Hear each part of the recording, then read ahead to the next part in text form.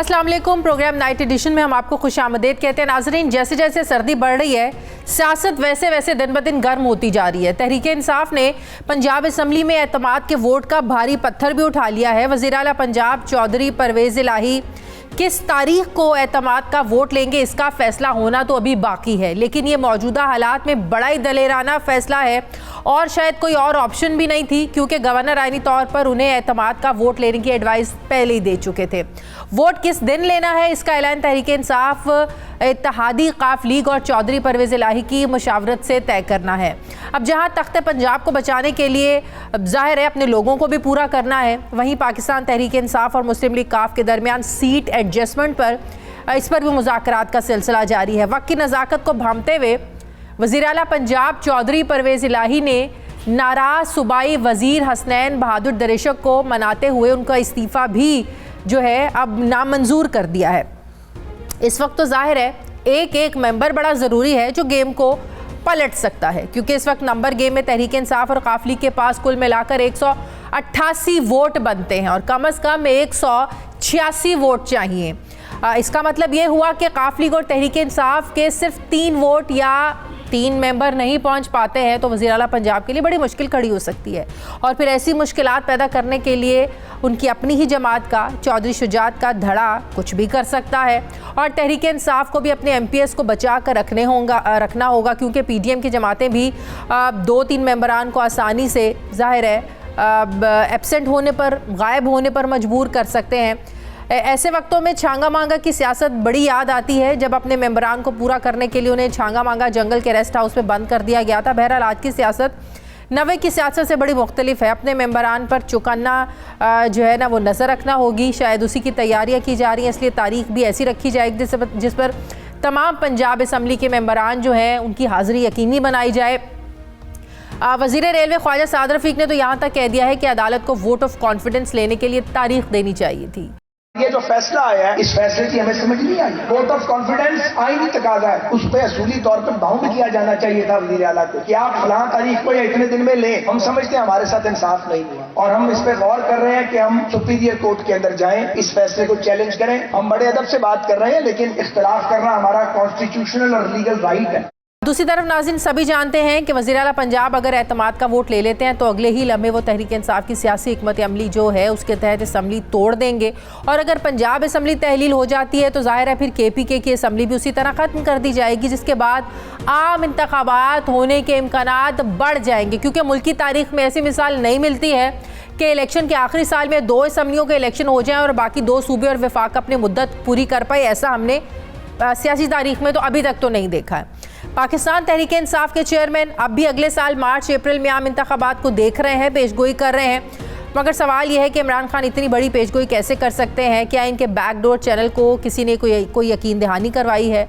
कोई बातचीत चल रही है? कि इंटरव्यू में इमरान खान से जब इस बारे में पूछा गया तो उन्होंने कहा कि PDM से बातचीत करनी हो या इस्टेब्लिशमेंट से करनी हो तो ये सदर मुमलिकत ही करते हैं, उनका अभी तक किसी से कोई राब्ता नहीं है। दूसरी तरफ मुस्लिम लीग नून की तर्जुमान का ये कहना है कि आम इंतखाबात जो है ये पेशगोई से नहीं मुकर्ररा वक्त पर होने हैं। इमरान खान शायद 2024 के मार्च अप्रैल की बात कर रहे हैं।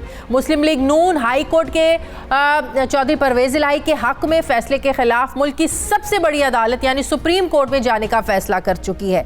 तो इमरान खान ने भी पार्टी के तमाम अरकान कौमी असम्बली को 28 दिसंबर को इस्लामाबाद में तलब कर लिया है। KPK हाउस में जमा होने के बाद तमाम मेंबरान इस्तीफ़ों की तस्दीक करेंगे। मैं बात करूंगी, मुझे ज्वाइन कर रहे हैं ख़ास मेहमान है हमारे आज स्पीकर पंजाब असम्बली सब्तैन खान साहब, तहरीक इंसाफ के रहनुमा। अस्सलाम वालेकुम, बहुत बहुत शुक्रिया सब्तैन साहब आपका। जी वालेकुम। सब्तैन साहब पिछले 4-5 दिन से जो हम एक आईनी बहरान देख रहे हैं, जिस तरह गवर्नर साहब ने एडवाइस किया एतमाद का वोट लेने के और परवेज़ इलाही साहब हाई कोर्ट चले गए। अब ये बात तो तय है कि 11 जनवरी से पहले कुछ भी नहीं हो सकता है, असम्बलियां तहलील भी नहीं हो सकती हैं, स्पेशली उस अंडरटेकिंग के बाद। लेकिन क्या एतमाद का वोट पहले लिया जा सकता है 11 जनवरी से पहले सब्तैन साहब? जी बिस्मिल्लाहिर्रहमानिर्रहीम।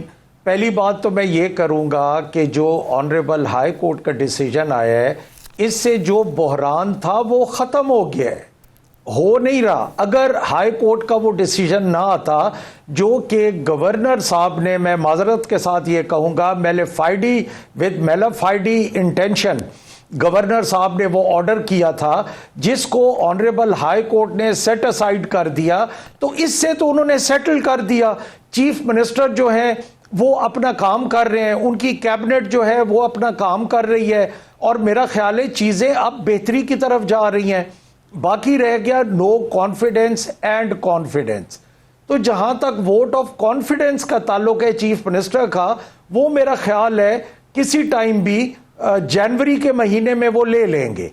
और जहां तक नो कॉन्फिडेंस का ताल्लुक है तो वो जो ऑपोजिशन ने हमें नोटिस भेजा था चौधरी परवेज इलाही साहब के लिए, वो तो उन्होंने खुद ही वापस कर लिया है। वो नोटिस उन्होंने विड्रॉ कर लिया है। पता नहीं किस वक्त के लिए विड्रॉ किया या कौन से वक्तों के लिए विड्रॉ किया, बट उन्होंने वो विड्रॉ कर लिया। ये मैं आपके चैनल पे क्लियरली बात कर रहा हूं। अब सिर्फ एक वोट ऑफ कॉन्फिडेंस लेना है, वो इंशाल्लाह जनवरी में हो जाएगा। लेकिन वो ऑल इट डिपेंड्स कि आपके लोग कब पूरे होंगे। यकीन दहानी आप लोगों को लेनी होगी, आपके अरकान को करवानी होंगी कि जो डेट आप लोग अनाउंस करें उस पर वो पहुंचे। फिर आप लोगों को ये भी एक डाउट है, तहरीक इंसाफ को डाउट है कि हॉर्स ट्रेडिंग हो जाएगी, बंदे गायब किए जा सकते हैं। जरदारी साहब जो है वो बड़े एक्टिविस्ट में लग रहे हैं। मुस्लिम लीग नून की ये कोशिश है कि उस वक्त जो आप लोगों के लोग हैं उनको एब्सेंट रखा जाए। तो इन सारी चीजों से आप लोग जाहिर है अवेयर तो होंगे। जी, हम बिल्कुल इसमें अवेयर हैं, और आप और डिफरेंट चैनल्स की तरफ से आज तो ये भी खबरें चल रही थी कि जरदारी साहब नाउमीद होकर वापस चले गए पंजाब से। नंबर 1। नंबर 2, जिस तरह गवर्नर साहब ने ऑर्डर किया है कि 18 घंटे के अंदर, अब ये देखें ये कोई तुक वाली बात है। 18 घंटे के अंदर कोई हमारे मेंबर्स मेंटली प्रिपेयर्ड थे कि हमारे खिलाफ वोट ऑफ नो कॉन्फिडेंस या वोट ऑफ कॉन्फिडेंस हमारे कोई कहां गया बैठा है, कोई कहां। तो we needed a sufficient time. कोई उम्रे पे गया हुआ है, कोई और कहीं गया हुआ है, तो हमें तो वो टाइम चाहिए था ना। तो हमें वहां से टाइम मिल गया फ्रॉम ऑनरेबल हाई कोर्ट। तो अब हम उस टाइम को अवेल करेंगे, और हमें पता है हमारे कितने मेंबर मिसिंग हैं, कहां कहां हैं, उनसे राब्ते हो गए, वो आ जाएंगे इंशाल्लाह। चौधरी परवेज इलाही साहब विद इन जनवरी अपना वोट ऑफ कॉन्फिडेंस ले लेंगे। उम्मीद रखें कि सिंध हाउस वाली सूरत हाल सामने नहीं आएगी, माजी का छांगा मांगा नहीं दोहराया जाएगा। जाहिर है उस तरह पैसों का लेन देन तो हो नहीं सकता, उस तरीके से हॉर्स ट्रेडिंग तो हो नहीं सकती। ज्यादा से ज्यादा अब यही होगा कि बंदे गायब कर दिए जाएं, लेकिन फिर जाहिर है दोबारा उन्हें टिकट भी नहीं मिलेगा उस पार्टी का। एक्सपोज तो वो इधर दिस वे और दैट वे एक्सपोज तो हो जाएंगे। देखें, इसमें मैं ये बात करूंगा, एक्सपोज तो इंशाल्लाह हो भी जाएंगे और होना भी चाहिए, लेकिन मैं ये बात करूंगा कि क्या छांगा मांगा वाली सियासत ने पाकिस्तान की पॉलिटिकल एनवायरनमेंट में कोई अच्छाई पैदा की, या मैरियट या कहीं भी किसी को पाबंद किया, तो ये हमेशा नेगेटिव जाता है। मुझे याद है मोहतरमा बेनज़ीर भुट्टो साहिबा की एक शहीद, उनकी एक वोट पे गवर्नमेंट थी, और जब वो सेशन में गए तो एक MNA थे, अब मुझे उनका नाम नहीं आ रहा, वो ऑपोजिशन बेंचेस से उठ के भाग के बीबी के साथ आके खड़े हो गए थे। ये देखें, हमें जमहूरियत को बचाना चाहिए। हमें जमहूरियत में ऐसी गलत रिवायात, देखें अगर मैं जीत के आता हूं PTI के टिकट पे, तो do I have any right कि मैं इन बिटवीन मेरा ज़मीर जागे और मैं कहूं कि अब PTI बुरी जमात हो गई है। अगर मेरा खुदा ना खास्ता, ये मैं मिसाल दे रहा हूं, आई डोंट मीन इट, अगर किसी का ज़मीर जागता है तो उसके ज़मीर के जागने के साथ इतनी मॉरल करेज भी होनी चाहिए कि वो उस जमात से इस्तीफा दे, और इस्तीफा दे के वो कहे मैं अवाम में जाना चाहता हूं फॉर फ्रेश इलेक्शन। अगली बात का मैं आपको जवाब ये दूंगा कि जो आपने कहा ना 2024 की आवाजें आ रही है, 2024 की आवाजें इसलिए आ रही हैं कि कोई 2-3 PMLN के, एक पीपल्स पार्टी का, एक इंडिपेंडेंट, उनके राब्ते इधर भी तो है ना। तो जिनको हम कह रहे हैं, हमसे मुराद मैं नहीं, जिसके साथ भी राब्ते हैं वो कह रहे हैं कि आप लोग इधर आए और रिजाइन कर दें, तो उनको सिर्फ रोकने के लिए ये 24 की आवाजें आ रही हैं। 24 की आवाजें क्यों आ रही हैं? अगस्त में अगस्त में 18 अगस्त को तो हमारी जो नेचुरल टर्म है वो खत्म हो जानी है। अगर चले मार्च में इलेक्शन हो जाता है, अप्रैल के एंड में आफ्टर ईद के बाद, तो आगे तो 3-3.5 आप ये कह रहे हैं कि पीपल्स पार्टी और नून लीग के लोगों के भी आप लोगों से राब्ते हैं, तहरीक इंसाफ से राब्ते हैं, वो आना चाहते हैं इधर? वो सिर्फ हम, आपको पता है ना हमारे पास पैसे हैं ना, खुदा ना खास्ता मैं पैसों की बात कर रहा हूं, वो इमरान खान के नैरेटिव के लिए, वो इमरान खान का जो मौकफ है उसकी तायद को लेकर, इमरान खान के नैरेटिव को लेकर। लेकिन मुझे समझ में नहीं आती है ना, ऐसे ही वक्त पर लोगों के ज़मीर या किसी दूसरी पार्टी के नैरेटिव क्यों याद आते हैं? एतमाद का वोट लेना हो, अदम एतमाद की तहरीक हो, तो क्यों ऐसे ही मौके पर सबके ज़मीर क्यों जागते हैं? हमने तो अभी किसी से कमिटमेंट नहीं की, लेकिन लोगों की ख्वाहिश है, जो कुछ जीते हुए हैं वहां से, वो कह रहे हैं कि पार्टी पॉलिसीज। अब ये देखें ना, मेरी बात सुने, हमने किसी से कमिटमेंट नहीं किया। हम इंशाल्लाह अपना वोट ऑफ कॉन्फिडेंस अपने लोगों के साथ लेंगे, अपना नो कॉन्फिडेंस जो है वो अपने लोगों के साथ ही निभाएंगे। हार जीत होती रहती है, इसमें कोई इख्तलाफ नहीं। और सबसे बढ़ के, जैसे आपने देखा है कि 28th ऑफ दिस मंथ दिसंबर को हमारे जो नेशनल असेंबली के जो हमारे मेंबर्स थे, जो दे वर हैंगिंग इन बिटवीन, वो उन बेचारों ने रिजाइन भी कर दिया, वो असेंबली भी नहीं जा रहे थे, वो मतलब कोई बेनिफिट गवर्नमेंट से नहीं ले रहे थे। और स्पीकर साहब जो हैं वो बजिद थे कि उनके इस्तीफे कबूल नहीं कर रहे थे।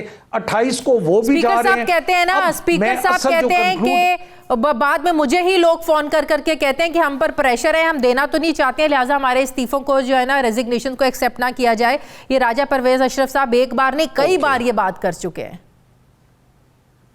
ओके, जब हमारा एक जमे गफीर जाएगा 120 या 125 लोग, और फिर जब वो ये भी कहेंगे कि स्पीकर साहब आप हमसे बाय हैंड भी लिखवा लें, हमसे अलहदा पूछ भी लें, तो फिर जवाब क्या रह गया? जब नेशनल असेंबली वाले भी आउट हो जाएंगे, पंजाब वाले भी आउट हो जाएंगे, केपी वाले भी आउट हो जाएंगे, तो अगर मैं आपके चैनल से अवाम को यह बताना चाहता हूं कि यह तकरीबन 70% अवाम जो है वो अपने नुमाइंदों के हक से महरूम हो जाएगी। 70%।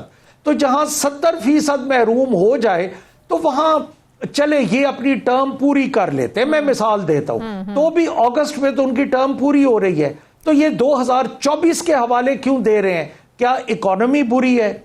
अगर इकोनॉमी बुरी है तो ये 77 और 80 मिनिस्टर्स और स्पेशल असिस्टेंट और एडवाइजर्स और पता नहीं क्या क्या क्या बनाई फिर रहे हैं, तो उनकी बारात कहां से आ रही है? अगर इकोनॉमी बुरी है तो IMF ने जो इनको कहा है कि अंडर दीज सर्कमस्टांसेस हम आपको रिलीफ देंगे, बट पहले ये अवाम के ऊपर बॉम्ब गिराएं, महंगाई बॉम्ब, मैं कोई और बॉम्ब नहीं कह रहा, महंगाई बॉम्ब गिराएं।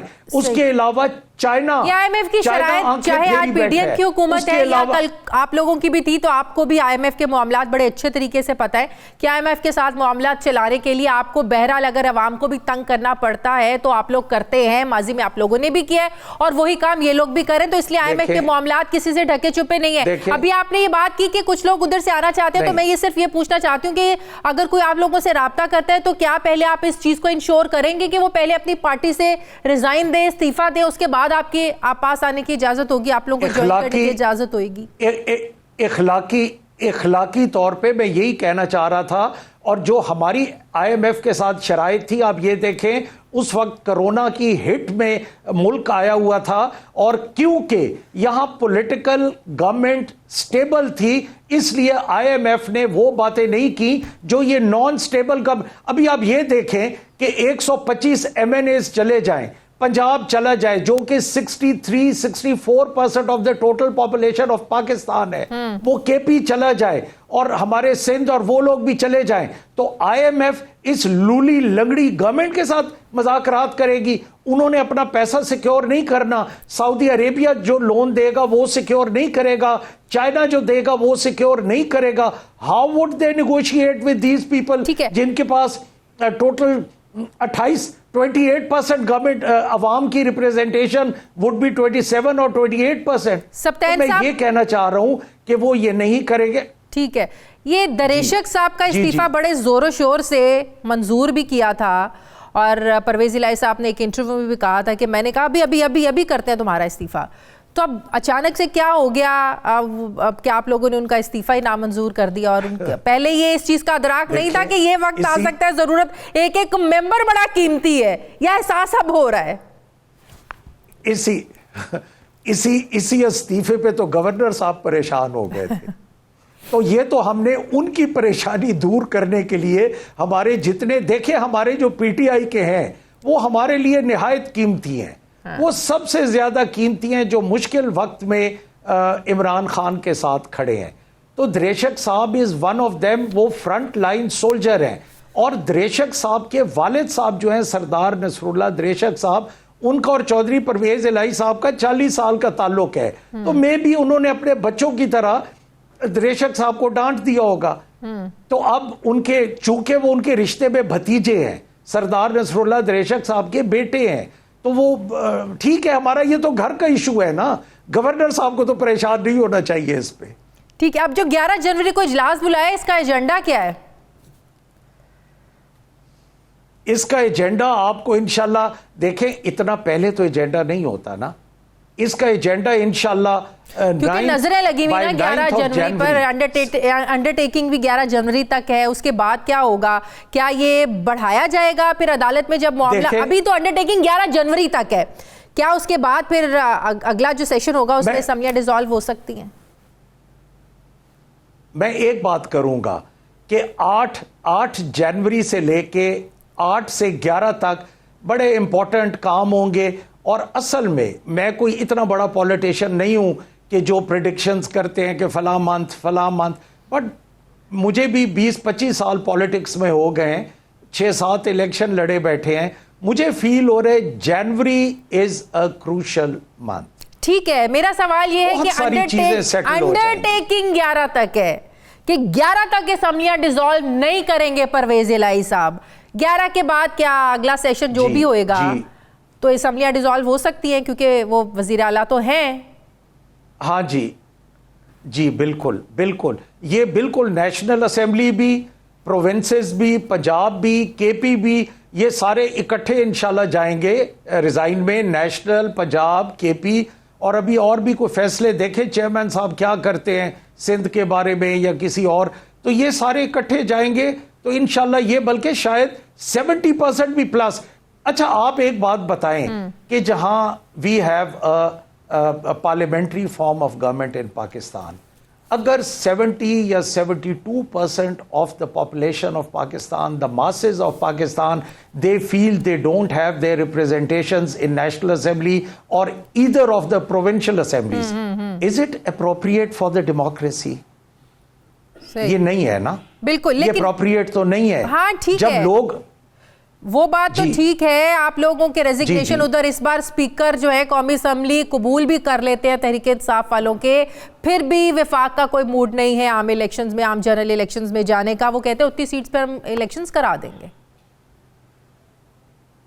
तो फिर आप ये देखें कि वफाक का जो मूड है, उनका मूड पाकिस्तान की अवाम के पास जाने के लिए नहीं है, या वो घबरा रहे हैं, या वो डर रहे हैं, या वो ये चाह रहे हैं कि हमें और टाइम मिल जाए 24th की, जिस तरह आवाजें आ रही हैं 2024 की।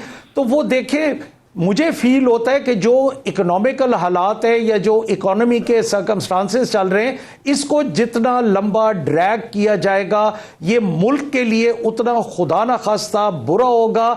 मुल्क ये चाहता है हमें फ्रेश मैंडेट लेना चाहिए, सप्तान साहब एक टेक्निकल चीज बताइएगा कि आप लोगों को ऑलरेडी जो सेशन चल रहा था जिस पर गवर्नर साहब ने एडवाइस करा और कहा ये आप जो वजीर आला हैं वो कॉन्फिडेंस का वोट लें, तो 2-3 इसमें टेक्निकल चीजें आ रही थी कि जब ऑलरेडी एक इजलास की कार्रवाई चल रही हो तो दूसरा जो एजेंडा आप नहीं ला सकते हैं, गवर्नर साहब दूसरा कार्रवाई के लिए नहीं कह सकते हैं। फिर दूसरा एक धड़ा ये कहता था कि नहीं, अगर एक इजलास की कार्रवाई चल रही है तो आप दूसरा उसमें शामिल कर सकते सकते हैं अगर गवर्नर साहब ने एडवाइस दी, तो ऐसा नहीं है, कोई रुकावट नहीं है आईनी तौर पर या रूल्स के तौर पर अगर देखा जाए तो क्या वाकई एक एजेंडा चल रहा हो, इजलास की कार्रवाई चल रही हो तो दूसरा आप नहीं कोई लागू कर सकते एजेंडा? इसमें मैं टू लाइनर बोल दूं, जी प्लीज। अगर गवर्नर साहब ये कर सकते हैं, जो ये स्पीकर का बुलाया हुआ 42nd सेशन है पंजाब असेंबली का, अगर गवर्नर साहब इसको प्रोरोग कर रहे हैं, कर सकते हैं कॉन्स्टिट्यूशन में, तो उसको कर दें, करके नया बुलवा लें, तो इसमें हिच क्या है? अगर लोग ये कहते हैं कि गवर्नर साहब कर सकते हैं, तो then why he is not doing it? लेकिन अगर आप लोगों के उज़र को मान लिया जाए कि ठीक है इजलास की कार्रवाई के ऊपर दूसरी कार्रवाई नहीं चल सकती, दूसरा इजलास नहीं बुलाया जा सकता, तो फिर वो ये उज़र पेश करते हैं, वो कहते हैं कि आप लोग तो 5 महीने इजलास चलाई रखेंगे, आप लोग तो 6 महीने, को इतने लंबे इजलास भी चलते हैं। मतलब तो है कि ना, लिंगर ऑन करते जाएंगे आप लोग इस चीज से भागने के लिए, उनका कंसर्न ये भी है। ठीक है, हमारा लिंगर ऑन हम इसलिए नहीं कर रहे कि हमारी तो पार्टी का मौकफ है कि वी शुड क्विट असेंबलीज, तो हम लिंगर ऑन क्यों करेंगे? और गवर्नर साहब ने जो 41st इजलास बुलाया था 14 जून को, आज तक वो प्रोरोग नहीं हुआ, तो ये हमारी क्या बातें करते हैं? हमने तो अक्टूबर में बुलाया है, if I am not wrong 21 या 22 अक्टूबर, हमने तो 42nd उसमें बुलाया है। इनका तो चल रहा है 41st सेशन, आज तक उसको प्रोरोग नहीं किया। और ये एक और चीज भी देख रहे हैं कि जो स्पीकर इजलास बुलाते हैं वो स्पीकर ही प्रोरोग या एडजर्न करते हैं, जो गवर्नर बुलाते हैं ये कॉन्स्टिट्यूशनली है कि वो गवर्नर ही प्रोरोग या एडजर्न करते हैं। इस वजह से गवर्नर साहब इसको कर नहीं सकते कानूनी तौर पे, और हमारी तरफ से डिले नहीं है। हमारा 11 तारीख तक आने दें, 11 के बाद इंशाल्लाह, या 11 से एक आधा दिन पहले या एक आधा दिन बाद कॉन्फिडेंस भी हो जाना है, नो कॉन्फिडेंस भी हो जाने हैं, अल्लाह अल्लाह खैर सल्लाह, हर चीज क्लियर हो जानी है। ये बात दुरुस्त है कि तहरीक इंसाफ के कुछ लोग जो है वो परवेज इलाही साहब से खुश नहीं हैं और ऐसी सोच भी है और वो चाहते हैं कि उनको वोट ना ही दिया जाए, वो खुश नहीं है। देखें, जब आप गवर्नमेंट्स में आते हैं, गवर्नमेंट इटसेल्फ जब आप हुकूमत में होते हैं तो यहाँ 20-25 आपसे राजी होते हैं, तो 1-2 नाराज भी तो होते हैं ना, कि फलां का वो हल्के की डेवलपमेंट और इंपॉर्टेंट है। सप्तान साहब, बात 2-3 की नहीं है, सिर्फ ना कहें, ये सिर्फ 2-3 ही भारी पड़ सकते हैं। मेरी सुन तो लें पूरी बात। इंशाल्लाह वो भारी इसलिए नहीं पड़ेंगे कि अगर कोई चौधरी परवेज इलाही से एक आधा कोई नाराज है भी, तो इमरान खान से तो नाराज नहीं है ना। देखें ना, इसमें अब 2 फैक्टर्स हैं। हमसे मतलब है चेयरमैन साहब ने अपने पीटीआई वालों को संभालना है, चौधरी परवेज इलाही साहब ने अपने पीएमएलक्यू वालों को संभालना है। तो जब चेयरमैन पे तो सारे मुत्तफिक हैं ना, तो जब चेयरमैन कह रहे हैं कि मैं कह रहा हूं कि आप वोट ऑफ कॉन्फिडेंस इनको दें, तो और वो होना भी चौधरी शुजात फैक्टर जो है उधर से कोई खतरा है?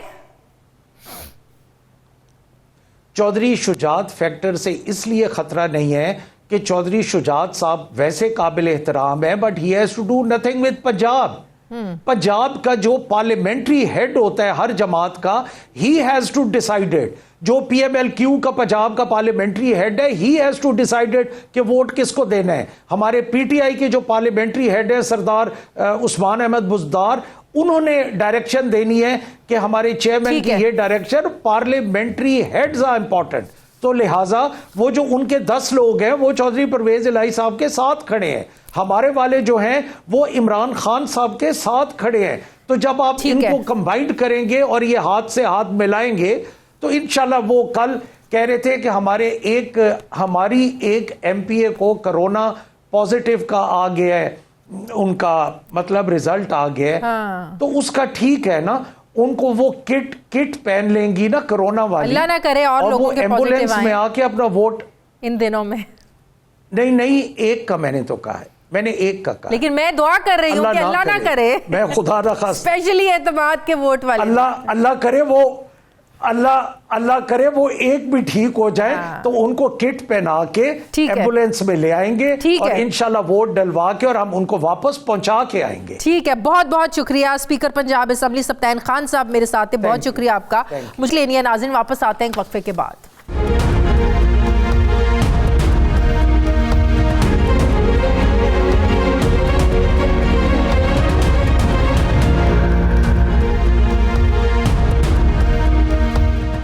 ब्रेक के बाद एक बार फिर से आपको खुशामदीद कहते हैं। पाकिस्तान पीपल्स पार्टी के सीनियर रहनुमा प्राइम मिनिस्टर के मुशीर कमर जमान कायरा साहब मुझे ज्वाइन करें। अस्सलाम वालेकुम, बहुत बहुत शुक्रिया कायरा साहब आपका। कायरा साहब, अभी स्पीकर पंजाब असम्बली सब्तैन खान साहब मेरे साथ थे, वो ये कह रहे थे कि पीपल्स पार्टी के कुछ लोग हैं हमारे से राब्ते में हैं, नून लीग के लोग, ऐसे लोग राब्ते में हैं जो इमरान खान के नज़रिए के साथ हैं, वो इन पार्टीज़ को छोड़ना चाहते हैं। क्या आप लोगों के इल्म में है, नॉलेज में है कि कौन से लोग जो ऐसे वक्त पर ही जो है ना वो दूसरे पार्टी के कायद के नज़रिए क्यों याद आते हैं, ये लोगों के ज़मीर क्यों जागते हैं? ये सवाल मैंने सब्तैन साहब से भी किया। क्या आप लोगों को इल्म है कि कौन लोग आपकी पार्टी से नाराज़ हैं, ये जानना चाहते हैं? कोई बंदा नहीं है जी इसी तरह की बेपर की है जिस तरह खान साहब और उनकी जमात रोज उड़ाते हैं। इस बात को इतना सीरियस न लें।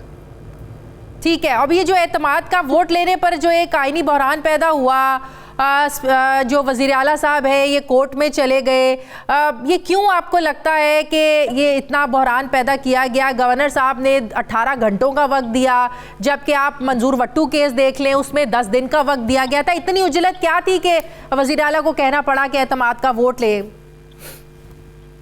इसलिए कि खान साहब और परवेज इलाही परवेज इलाही साहब ये ऐलान कर चुके थे कि हम 23 तारीख को असेंबली तोड़ देंगे। हाँ।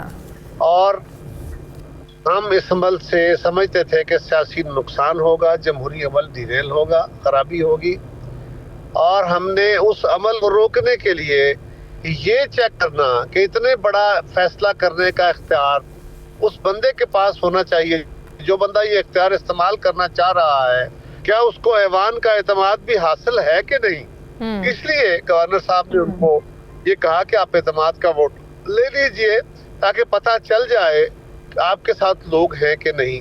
और अगर उनकी बात में कोई वजन होता और उनके पास वोट होते और वो एतमाद का वोट ले सकते तो फिर ये सारा बखेड़ा करने की उनको जरूरत क्या थी। फिर उनको ये गवर्नर साहब का हुक्म अच्छा था, बुरा था, तकलीफ दे था, नहीं था, इसको डिफाई करने की क्या जरूरत थी। तो बड़ा आसान को लिया था, वो उनका हुक्म मानते हुए एतमाद का वोट लेते, नंबर पूरे करते और उसके बाद जो चाहते फैसला कर लेते। उनके पास नंबर नहीं थे, इसलिए उन्होंने ये रास्ता चुना ताकि इससे लिटिगेशन होगी। उन्हें पता था, वो ये तो नहीं है कि बिल्कुल कोई बेसमझ लोग हैं, उन्हें पता था कि गवर्नर साहब इसको, और हम कह रहे थे कि हम इनको डिनोटिफाई कर देंगे, गवर्नर साहब कर देंगे, और गवर्नर के डिनोटिफिकेशन के बाद एक लिटिगेशन हो जाएगी। लेकिन आप लोग ये मानने को तैयार क्यों नहीं है? आप सीनियर लीडर हैं, आपको भी पता है कि इतने शॉर्ट नोटिस में तमाम लोगों की अवेलेबिलिटी को यकीनी बनाना मुश्किल भी होता है। कुछ बाहर होते हैं, कुछ बीमार होते हैं, उन्होंने कहा कुछ उम्रे पे गए हैं। मैंने इसका आपको भरपूर जवाब देने की कोशिश की है कि इसकी अर्जेंसी सिर्फ ये थी कि खान साहब बहुत जल्दी में असेंबली तोड़वाना चाहते थे।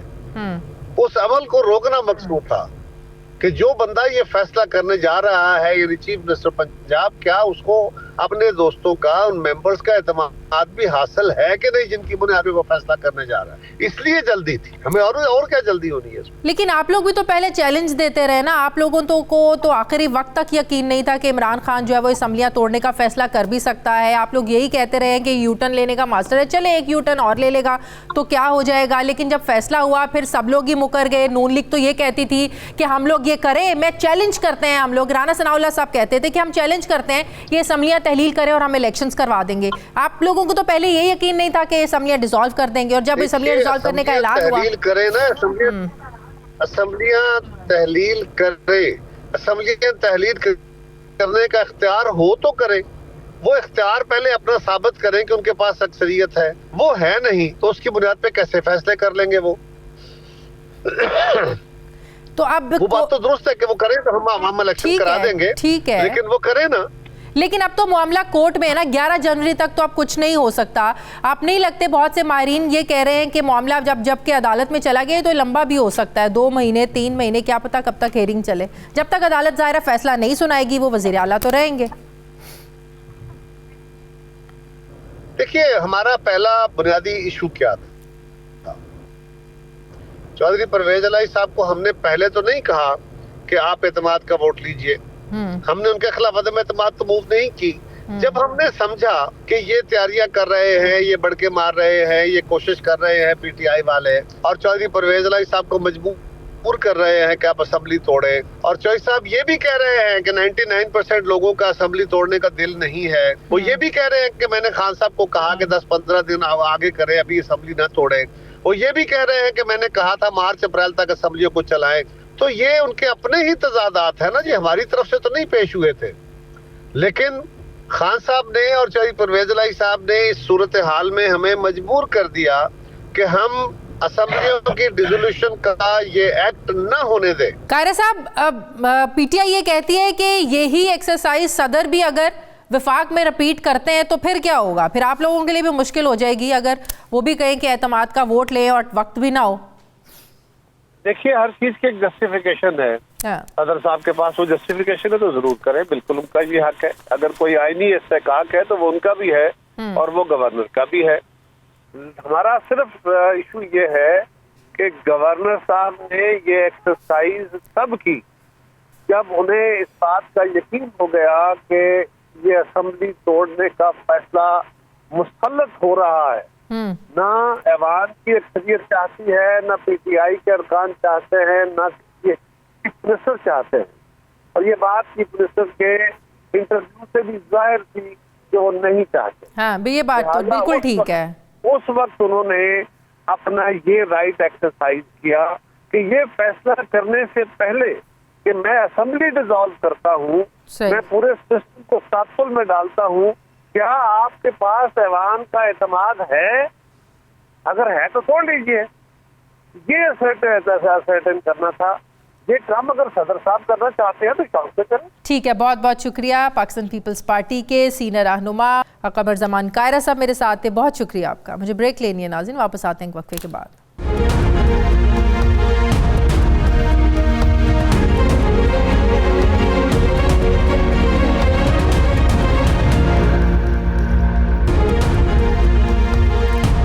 ब्रेक के बाद एक बार फिर से खुशामदीद कहते हैं साबिक secretary election commission Kanwar Dilshad साहब मुझे ज्वाइन करें। अस्सलाम वालेकुम, बहुत बहुत शुक्रिया कंवर साहब आपका।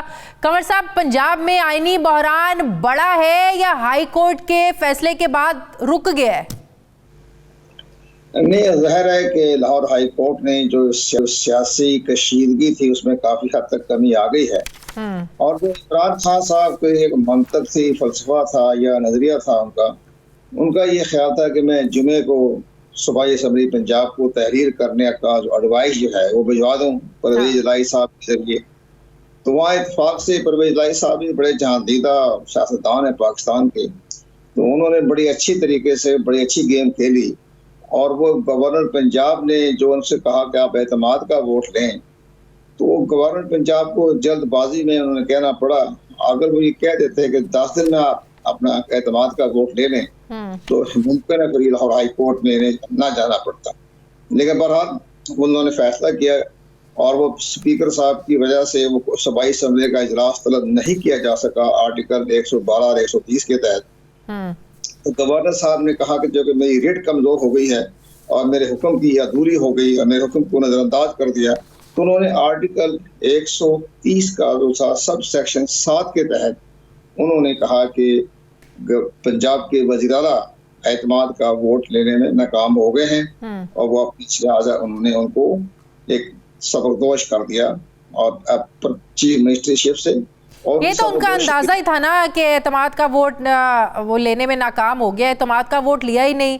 उनका उज़र तो ये कि एकदम कैसे लोग पूरे करें, कोई बाहर हो सकता है, उन्होंने कहा कुछ लोग उम्रे पे गए हैं, कुछ बीमार हैं, तो ये उनका उज़र मानने समझ में तो आता है कंवर साहब।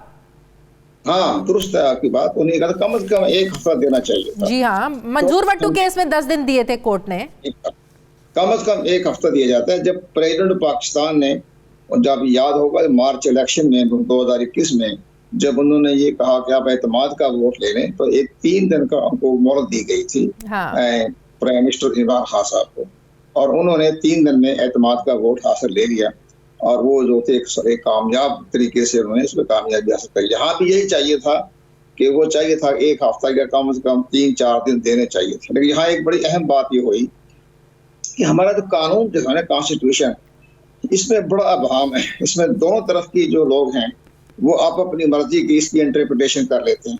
तो आप हैरान होंगे कि आज मैं आपको बड़ी अहम बात बताना चाहता हूँ कि ठीक है, लाहौर हाई कोर्ट ने दे दिया अभी 11 जनवरी तक आप एतमाद का वोट ले लें, लेकिन अब एतमाद का वोट लेने के बारे में हमारे जो बड़े बड़े आईनी माहिरीन, जो बड़े बड़े पाकिस्तान के अहम इदारों के वो चेयरमैन रहे, और बल्कि चेयरमैन क्या रहे, वो पाकिस्तान के एक्टिंग प्रेसिडेंट पाकिस्तान भी रहे, उनकी आज बड़ी इंटरप्रिटेशन आई कि जनाब चौधरी परवेज इलाही साहब को मेजॉरिटी लेनी पड़ेगी, अक्सरियत लेनी पड़ेगी, 186 मेंबरों को शो करना उनके लिए जरूरी नहीं है। तो हम तो बड़े हैरान हुए कि ये जो फार्मूला है कि आपने अक्सरियत हासिल करनी है, ये जब होगा जब आप नए वजीर आला का इंतखाब करवाएंगे। तो नए वजीर आला का इंतखाब करवाने मतलब कि एतमाद के वोट में ये लागू नहीं हो सकता। एतमाद के वोट पर ये लागू नहीं होता। एतमाद के वोट पर 186 मेंबरों को उनको पेश करना परवेज इलाही साहब की जिम्मेदारी है।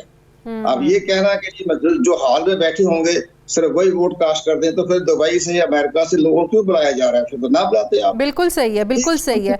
और एक और चीज बताएं, ये जो अंडरटेकिंग है ये 11 जनवरी तक है कि 11 जनवरी तक आप असम्बलियां डिसॉल्व नहीं करेंगे, जिसकी बुनियाद पर अंडरटेकिंग उन्होंने दी।